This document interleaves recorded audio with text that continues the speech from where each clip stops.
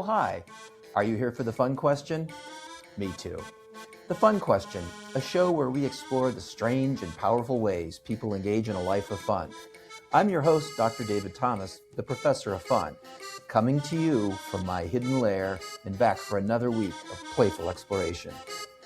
My guest today is Andrew Orvedahl, comedian, writer, actor, storyteller, dungeon master, and game designer.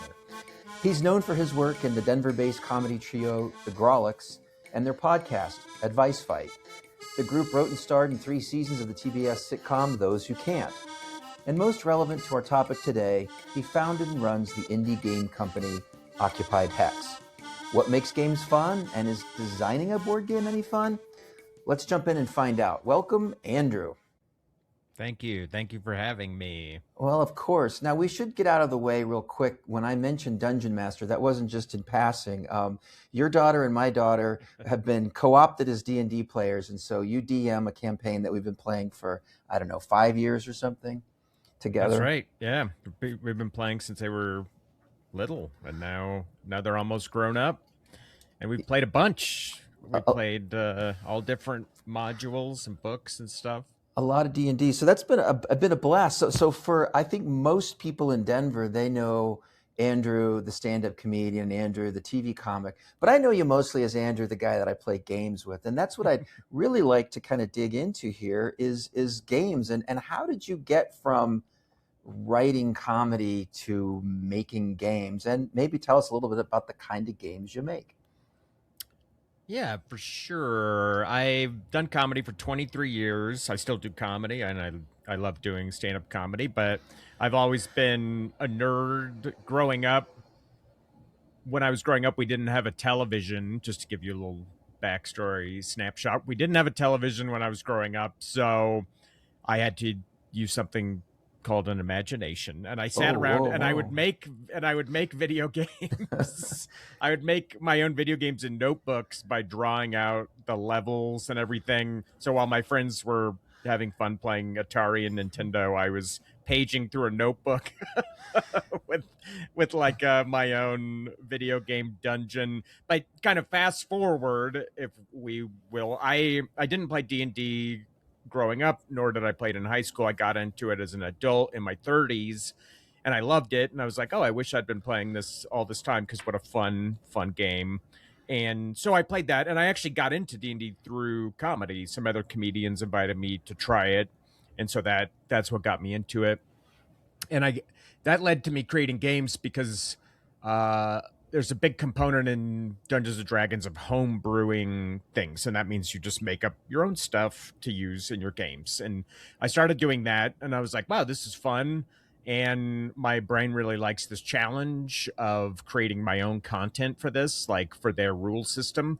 And that just very quickly grew organically to me realizing I was like, oh, I could also just make my own games. Like, I don't have to make content for the Dungeons & Dragons system. I can simply make my own game. So I created my own game company in 2018 called Occupied Hex Games, which was originally, my goal was to make like board games and card games. Mm-hmm. But then the pandemic happened, and manufacturing things like those items became very dicey. So I just concentrated on role-playing game books, and that's what I've been kind of focused on since creating it. And I've made 10 titles so far. I think 10. I haven't counted in a minute. 10 plus titles so far. Great. So I guess then, so the history of this is that you start with deprivation, and then creativity comes in and fills the gap. And then somehow comedy fills the creative wind in your sails, and now you're a comedian / game designer. Let's talk about some of your games. I've been a part of the Kickstarters for Duster, a post-apocalyptic kind of steampunk game. Streets, a game where you play stray animals. And Chum, a really fun game where you try to survive a shark attack. Tell us a little bit about these games. Yeah, these games, I guess taking them one by one, the Streets game was created because I ran the role-playing game club for my daughter's 6th grade class at school, and it was during the pandemic, so it was all remote. And the kids, teaching them Dungeons & Dragons was impossible. Mm-hmm. I realized right away, especially over remote, they were just glazed over. They could not. I mean, it's hard to teach an adult the beginning rules of Dungeons and Dragons. So I sort of panicked a little bit. I was like, "Uh-oh, I'm in charge of this role playing game club, and we're just never going to be able to play this game." So I was like, "I'm going to create my own game that I think that they'll be into playing." And my girlfriend at the time had suggested, she's like, "It'd be fun to have a game where you were like a dog or a cat." And I kind of ran with that. And so you play as a stray dog or a cat or a rat by popular demand. And and it's very easy to learn. It's very easy to teach. You just have these like little kind of low key adventures as a dog or a cat, designed to be played. It takes like maybe an hour to go on an adventure, and it worked Mm-hmm. great. And the kids in that sixth grade club, they loved it, and they would just go cause mayhem as dogs and cats, and it worked out great. And then eventually it spawned like two sequels. There's one with like night animals, and there's one all about birds as well for bird lovers. But that's sort of my, I don't wouldn't say it's my most basic game, but it's very easy to learn. It's a great starter game for anyone who's getting into role playing games. And with Chum might actually be even easier because there's not even any stats. I love shark movies. I'll watch any shark movie, no matter how awful it might look in the trailer. I'm a sucker for shark movies, any creature feature. But there's something I noticed when I would play Dungeons and Dragons, if there was an encounter with a shark, the players would get more afraid than encounters with a dragon, a cyclops, some sort of like rotting Uh-huh. giant. None of those things compared with that sort of primal fear. If I just put that, they're in a shipwreck and I put a shark fin in the water, these people, they're wizards, they're sorcerers, they have these like magical powers, but the presence of a simple shark, I could see how much it kind of twisted people up. And so, taking that as the inspiration and my love of shark movies, I was like, it'd be great to have a game that kind of distilled the essence of a shark attack survival movie. And so And the let's game, again, it's easy to learn and play, and ideally it should play out like a shark movie. Yeah, and just to be clear, shark movies are all the same after Jaws, right? Somehow it's Pretty people much, yeah. in abject circumstances have to fight off one or more sharks. Yeah, and that's pretty much how this game works. There's just 6 scenarios where you're running into these sharks. There's also some unique sharks in there and stuff, but yeah, it's supposed to just be you gather around with your friends and you play out like a shark movie. And then Duster is my most kind of complicated game to date. Most of my games, they fit into little zines. I don't have one within arm's reach, but most of them are little zines. But Duster is like a proper book game. It's 272 pages. It took a ton of time, a lot of systems, a lot of play testing, and that the the kind of starting point for that, many, many, many years ago, I used to want to be a comic book artist and writer, and I had an idea for a comic book that was kind of set on like a future version of Earth.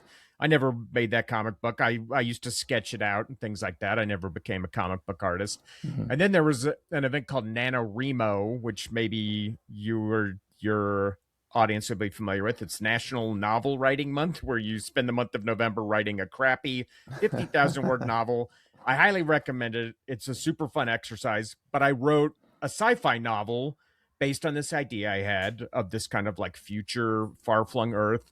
Obviously, never did anything with that novel, but it was just a fun exercise. So, kind of fast forward to I'm working on this game company, and I was like, oh yeah, I had that idea that I liked so much about this kind of future Earth, and so I decided to make a game out of it, and that game became Duster, which is this sort of post-apocalyptic world where folks have rebuilt the world with this very sort of like old west aesthetic because they don't trust in things like plastic and technology and things that they kind of attribute to the downfall of human survival. So they kind of are looking back farther to this point in history where things were like wood and iron and steel, and life was this more um kind of like rustic in reliable for their survival. So that game, a huge effort, 272 pages. Now I'm working on these expansions for it that are be coming out like very very soon. I'm just finishing them up. So that's like my biggest enterprise to date, I would say. So now I got to ask you. And now I think most people would say playing games are fun, and we can talk about why your games are fun. But is it fun to design games? I mean, I know people who have written PhD dissertations that were shorter than your game booklets, and Yeah. probably spent less time on it. I mean, at what point in time is this a job versus really something that you enjoy doing, or is it always something you enjoy doing? I always enjoy doing it. It's a fun problem for my brain to turn over. I think about it all the time. I've got like a notes app on my phone, and I'll just be out and I'll either think of an idea for a game, or I'll think of a variation on something. I'll jot it in there. I think you can always be refining a game, like a lot of art mediums. I don't think a game is ever quote unquote like done. It just is done to the point where you're like, I think this is where I want it to share it with the world. Could I sit here for another, you know, year and continue to tinker with it? Absolutely. But at some point you got to like push it out into the water and let it take sail. But I always have fun doing it. I'm fascinated by game systems. I'm fascinated in how to improve them. When you stumble upon an improvement on a game system, you're like, oh, this is like twice as fun and even easier than it was before. It's like very rewarding to come across those improvements with a game. Yeah, like what would be an example of a game system? I mean, someone who doesn't maybe play a lot of games, what is a game system, and what was a game system improvement that lights you up look like? So I don't want to get too in the weeds, but generally a game system is the engine that drives the game. For example, with Dungeons and Dragons, the world's most famous role-playing game, it's called a D20 system. Most of your dice rolls involve this like classic little 20-sided guide, but you're also going to need a suite of six other dice. You use a 7-piece dice set to play it. It's pretty daunting to people who start because they're like, 7 different dice, I didn't even know there were these other dice shapes. Like they're learning about these new shapes, and then they're always wondering like, okay, what does a D8 look like? What is this? It can be a lot. So one of the very first things I wanted to do, I wanted to remove that dice complexity, because I saw a lot of times teaching people D&D, I was like, this is a lot for them. And I was like, does it need to be there? So with almost all my games, I boiled them down to a 2d6 system. That's two regular old Hmm. six-sided die, because I'm like, most people already have these in their house. You can crack open some board games. I bet you can find two six-sided dice. So that's almost all my games. You're going to use one or two of these just because I love the simplicity of it. And I'm Hmm. like, I will make my game system fit within this. So for example, with Duster, it uses a 2d6 system. So these are the only things you need to play in addition to the book and, a pencil or whatever. But so just simplifying it there um feels good. It's like, this is easier to teach. No one is fumbling through their dice. We're not waiting for someone we're not having to teach anyone the 7 sacred pieces of dice that we'll be using. So, but as far as an improvement goes, there's things I'm trying to think of, like the last good improvement that I found. So, for example, in the my game Duster, um, one thing I don't like about Dungeons and Dragons is that the combat, it's very methodical. Like your character has Yeah. like a best thing that they can do, and they just keep doing that thing over and over. It's like, I cast Hunter's Mark as a bonus action. I make my attack. I roll, and you just, Yeah. once you figure out the best thing to do, Hmm. the game doesn't reward you for thinking asymmetrically. You're just kind of punishing yourself if you don't do the best thing. So I didn't love that. So in my game system, instead you roll for a Hmm. pool of action points, and then you spend those action points to do different things. So if you roll a ton of action points, you can have a very cinematic turn. You can attack maybe multiple times. You can do all these things. If you roll terribly, on the other hand, you're going to have a very constricted turn. You might have to think very creatively. You may have to do something you didn't plan on, but it keeps every round of the combat feeling feeling fun and fresh, and you're never just like, you know, repeat, rinse of that.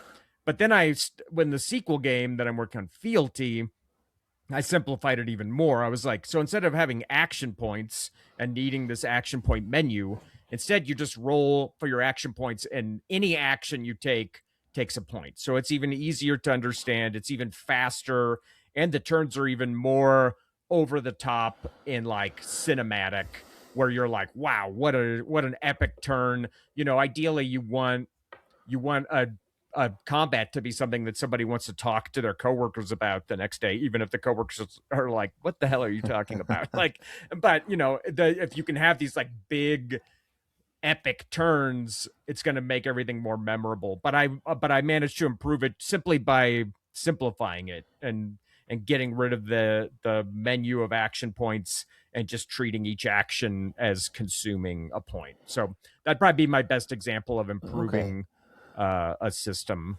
Well, I wanted to ask because as soon as you said the word action point, 98% of the human population stopped listening. They're like, sorry, nerd, can't do it. Sorry, I do. I think I sometimes talk about this stuff like everyone knows what I'm talking about. But you know what I'm saying? That I think that the reason Monopoly or Sorry or Shoots and Ladders is still popular is because people kind of have a mental model for how those games work. And just to see any amount of apparatus with a game is just daunting. I'm curious how you go about getting people interested in these more rich story world storytelling games, or even games that have maybe really kind of crunchy chess like game mechanics that do take some mastery to really enjoy. I mean, how do you get people out of Monopoly and into something potentially more fun and more rewarding? I think the biggest hurdle with any role playing game is the vulnerability of playing pretend and letting go with it. I Mm-hmm. see it a lot with people who are new to the game. They don't want to get into the deep end.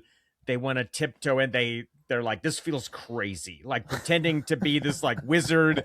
This feels they and you just gotta like let go and cannonball into the deep end of it. It's like, yeah, it's nerdy, it's dorky, it feels crazy, but if you can give yourself over to the experience of role playing and playing pretend, you're gonna get more out of it. And I always see that distinction: the people who are like holding back and don't want to kind of give themselves over to the experience, they they're not getting as much out of the game. And the people that are just like, I'm going for it, I'm just gonna like inhabit this character, and it's goofy and it's crazy, uh and you just get more comfortable with it. But I think that's the biggest hurdle with any role-playing game is just the vulnerability to kind of go with it.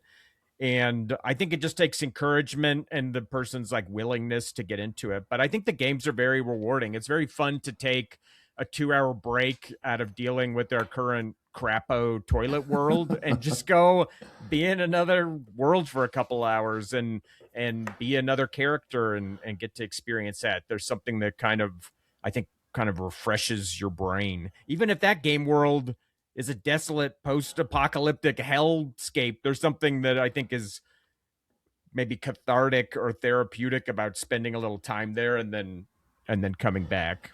Well, it's one thing I've noticed about the games that you produce with Occupied Hex is there's a lot of genre diversity. So, for example, I have played Strays, and it was surprisingly fun playing as a stray dog, running around the streets and devising ways to steal food and rescue our dog friends. I think the shark game was another one. I'm not a huge fan of shark movies, but if you've seen a shark movie, there's just something delightful about the implicit treachery of who's going to climb higher on the wreckage and who are you going to swim out and save the person getting their leg bitten off. And so that to me makes it easier to role play because we've seen these genre pieces. We know kind of how they work. We've all seen Disney movies about stray dogs. We've all watched a shark movie, at least one. I know you've had other games, like you've got a game based on a comedy podcast. Do you think that genre diversity is another doorway for people that maybe just are daunted by, I don't want to play Conan the Barbarian, I don't want to play Space Ranger? Yeah, one of the first things I was sort of floored by when I got into tabletop role-playing games. Everyone has heard of Dungeons and Dragons, probably. Most people have heard of that. It's the world's most popular role-playing game, and it's been around, for decades. But I didn't realize that there are millions of other games. There's a incredibly huge indie RPG scene out there. If you can think of a theme for a game, it's probably out there. And so I think making a game based on anything, like you mentioned the example, I did make a game out of a comedy podcast called Valley Heat. It's not very widely known. It is a very kind of like niche thing, but I love the podcast. The person that makes it is a buddy of mine, and so we just kind of talked about turning it into a game, and he loved that idea, and it happened very, very easily. And so fans of that podcast, they also are fans of the game and they love it. Would the average person love the game? I'd like to think that they could still have fun with it and kind of enjoy it. You're just part of this like neighborhood watch group solving these very trivial mysteries. But I do think for me, I don't ever want to limit myself by being like, I only make this type of game. And I don't think you have to do that unless you genuinely only have one focus where you're like, I make the darkest, like most gothic fantasy games. If that's really all you care about, then go ahead and like lean into it. But if you have a variety of interests, then I think with the world of games, you're clearly not obstructed from exploring those. Yeah, there's some genres that you haven't cracked into that you'd like to build a game in at some point. Have I think I mean, as I get these ideas, I start working on them. I have a carousel of ideas. I probably have like 35 games on the carousel, and it comes around and I'll tinker with them, but there's really nothing I say. There's no genre that I'm ever like, absolutely not. As you know, I'll take kind of any pitch. There was a point I was thinking about a game with like vampires in a nursing home that's on fire, something like a board game like that, where it's like, this is a crazy idea, but that doesn't mean it's a bad idea. It doesn't mean it can't work. So I'll follow up with pretty much any theme on a game, but it doesn't mean that they always hit. Some of them stall out and I shelve them and I just, move on to another one. So in addition to like kind of helping people think about how they might get into some new games, and it sounds like, give it a try, go to your game store, talk to the nerds, find some games. What about people that are like, I think I'd like to design a role-playing game. What's your best advice to the aspiring board game or role-play game designer? My best advice, I have had people hit me up and ask me about this, and I usually tell them to try their own spin on an existing game system. And that could be homebrewing content for D&D, but that's kind of a tall order because you need to understand the rules of D&D a lot to be able to then be creating within their system. And it can also present a lot of balancing nightmares because there is a lot to D&D, and when you're balancing something to make sure it works with every other like combination with D&D, you're dealing with an incredible number of combinations. So I'd recommend adapting an existing game system into your ideas. And one of the easiest game systems out there is a game called Lasers Plus Feelings that this guy named John Harper made. It's so easy. It's beautifully simple. It's a great game to teach people about role playing games. I adapted Dungeons and Dragons to the Lasers Plus Feeling system, just kind of as a personal challenge. My game's called Steel and Spirit. It's for free on my site, but I kind of smushed the massive complexity of D&D into the Lasers Plus Feelings model to make it as easy as possible. And people, they hit me up. They're like, this was a great way to teach my kid about D&D before we like moved into real D&D. But I always use Lasers Plus Feelings as a great template for creating a game. And I tell people if they have a game idea, try putting it into the Lasers Plus Feelings model and see how that works, because it is so simple. It's very easy and it's free, and he has an open license on it, so you don't even have to worry about, like, I infringed on someone's copyright. And That's a great starting point, and that way you can kind of get the basics, but you're not going to get anything too complicated or too crazy. And I think that's a great stepping stone to then developing maybe your own systems or things like that. There's some people, they only make games for other people's systems, whether it's Hmm. homebrewed D&D content or Mork board content or Blades in the Dark content, whatever it might be. A lot of these games have open licenses, and you can just make content based on their existing game infrastructure. So if the nuts and bolts aren't to your liking and just the window dressing stuff and the storytelling is what you want to do, you can do that within an existing system like no problem. Yeah. In terms of, adapting content to game systems or whatever, it makes me think of my teacher friends. Do you have any thoughts on serious games or designing games with educational purposes? Have you ever tried that? I had an idea. I'm still working on it for my game Streets, a dogs and cats game. I want to make a version of it called Streets Zero, which is a language independent version that you could use to play with a group of people who might all speak a different Hmm. language, but it'll use icons and pictures and things like that so that everyone can participate in the game regardless of language barriers. And I have a friend, he teaches English to immigrants and refugees here in Denver, and I'd kind of like teamed up with him, and I was kind of brainstorming that, but I haven't cracked it yet because it's a little tricky. So I'm still working on it, but I would love a game like that that could be played regardless um, of language barrier. There's a term, maybe you would know it. It's a filmmaking term. It's a Japanese term for a movie that can exist regardless of what language Hmm. the audience speaks. And the movie Mad Max Fury Road is a perfect example of that, because while the characters speak and there is dialogue in the movie, it doesn't matter if you speak English, you will understand the movie and you will be like along for the ride simply Yeah. by virtue of the visual storytelling. And I wish I could remember the filmmaking term at the moment, but it Hmm. escapes me. But I would love to have a game that could function in that same way, where you could sit down with a group of people and regardless of language barriers, play out like an adventure together, Yeah, that's really ho- cool. however that might look.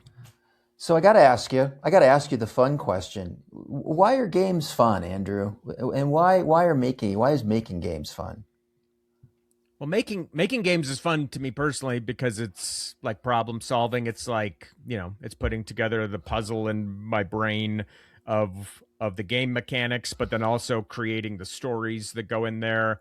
I like writing. I've always liked writing short stories. I've written these crappy novels for the for the NaNoWriMo challenge. So it's fun for me just as a creative person to have an outlet that really scratches those itches. But I think the fun of playing a game when you're on the side of a player, it's with role playing games specifically, it's simply the escape from this world. If you're giving yourself to the role playing game experience and you're in the game for those handful of hours, it really is like you're in another place. You're dealing with the evil tax collector who's come to your village and is bullying everyone, and you and your friends are coming up with this harebrained scheme to rob him that very night. And in that moment, you're solving problems with these people. You're using your brain in this spontaneous, very satisfying way to tackle these issues.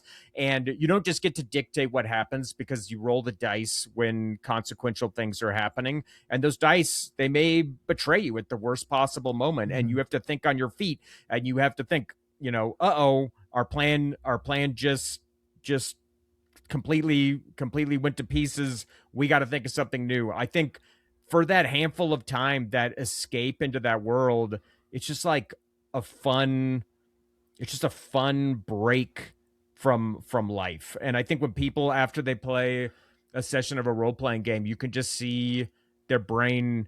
It's just like it's like seeing like improv comedy or something like that. They've been using their brain in this very active improvisational way, and it's you can kind of see they're kind of the lights are all on upstairs, and I think that's rewarding, and I think that's fun as a player. So then I If guess I could put it in the most like yeah. not fun description, No, I no, guess. that's what this podcast is all about, is to take all the fun out of everything. I guess the last question I have for you, then I got the bonus questions. Why, if games are so much fun, where does that hesitation to dive in to play? Why is D&D not even more popular than it is? Why don't all people have shark, movie Yeah. games in their cabinet? I think as grown-ups, we lose that make-believe spirit. As kids, we played make-believe, whether it's dolls or G.I. Joes or whatever. Our toys, we were able to magically breathe life into them and play with them. And I think everyone remembers that moment where they couldn't do it anymore. Like you'd sit there with the toys, you're like, wait, I can't make these. The magical effect is gone. And so the idea of kind of role playing, to some people, maybe it seems like childish. Maybe they're worried they're going to be bad at it because, now that there's this entertainment product of role playing games, things like Critical Role, professional streams of it. You've got these amazing voice actors. You've got these pro caliber dungeon masters. They've got an excellent voice for every character. And you see that. And then you sit down at your table with your friends and you're like, uh-oh, like we don't have the voices. We don't have all of that. But you can't compare yourself to those things. Those are entertainment products. You can draw a very clear line between your game at home and those, and you don't need to aspire to that or produce that caliber of entertainment. You just have to be willing to, like I said, cannonball into the deep end of that nerdiness and just go with it. And I think right away you'll be rewarded with the payoff of like, oh, I'm really feeling like this character and I'm actually invested in what this character's doing and their outcomes, and I'm not just kind of like tiptoeing around and making like sarcastic comments and not really like giving myself to the experience. But I think it is just it's like acting immature on purpose. You just got to do it. you just got to give yourself to it, and I think anyone can do it, and I think the payoff is there for anybody who does. Awesome. Well, I really appreciate your insight on games. So now for the lightning round, I'll give 3 quick questions. You get short answers. So let's start off. Setting sharks aside, best monster in role playing. Best monster in role-playing games? Yes. I'm going with dragon. I mean, there's a reason it's called Dungeons and Dragons. When a dragon shows up, everyone, you can just hear the oohing and awing. I'm going dragon. Okay. Worst snack to bring to a D&D game. Worst snack for D&D? Anything that you can't just set in the middle of the coffee table. Anything that requires construction or special utensils, it should be able to be dumped into a bowl in the middle of the coffee table. I'm trying to think of a specific example of something. You're saying soup. Soup would be the worst. Yeah, soup. That would be the worst. All right. So this is your concept question. How is comedy like D&D? Oh. Well, improv comedy is a lot like D&D because in both cases, you're making things up on the fly and inhabiting that.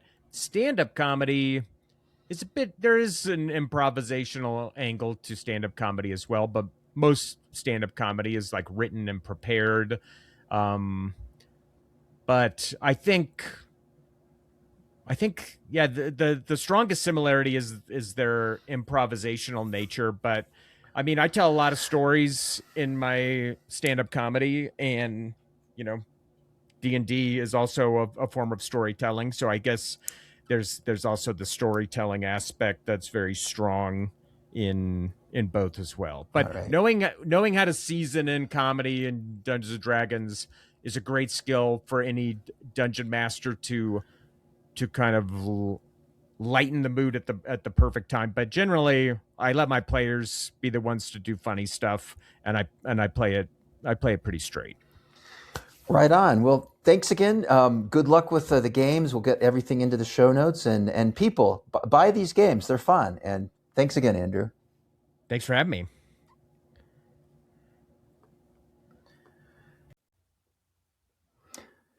Asking what makes games fun seems a little strange on the surface. I mean, don't we play games to have fun? I think so. But really, the underlying answer to what makes games fun is it's kind of in reverse. Games are these little structures that we have invented in order to structure play, and we play to have fun. So in a way, it's a little bit of a virtuous circle. We make games to have fun. We have fun playing games. I mean, at least successful games are fun.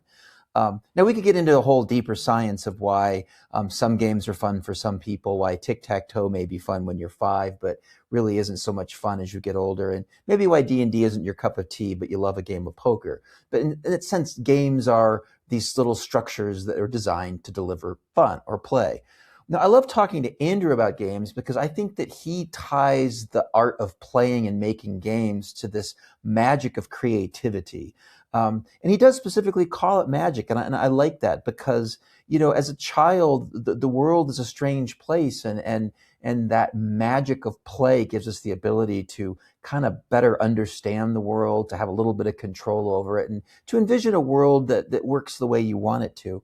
I don't know that that really changes as we get older. And I think that a good game does give us a chance to kind of imagine something a little bit different. And certainly the more open-ended games, the more kind of role-playing games give us a chance to write or tell our own stories.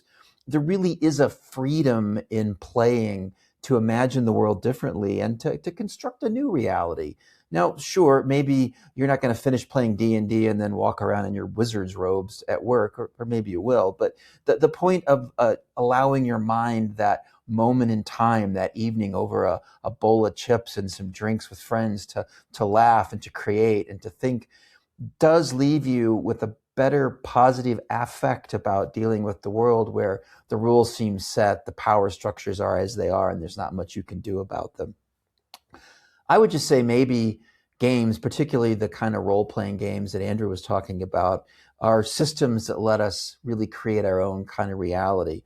And certainly, I like the way that Andrew talks about game design because it is in and of itself a form of reality construction very deliberately, where you take these mechanical rules and all of a sudden you get to decide how gravity works, what monsters can do, what magic is in this special world. So how do you get there? How do you unlock some of this? Well, like most things, you got to get out and try it. Go to your game store, talk to people, go to Andrew's website, buy some of his games, give them a try, find some people. Really, you have to start by giving yourself and others permission to play. And as someone who's played the Shark game and has played the Strays game and has played D&D and many other games, I have to say that I enjoy them the most when I do kind of let loose and become my character and really enjoy living in a different world for a minute. So with that, I'd say get out and play, try some games, and of course, have fun.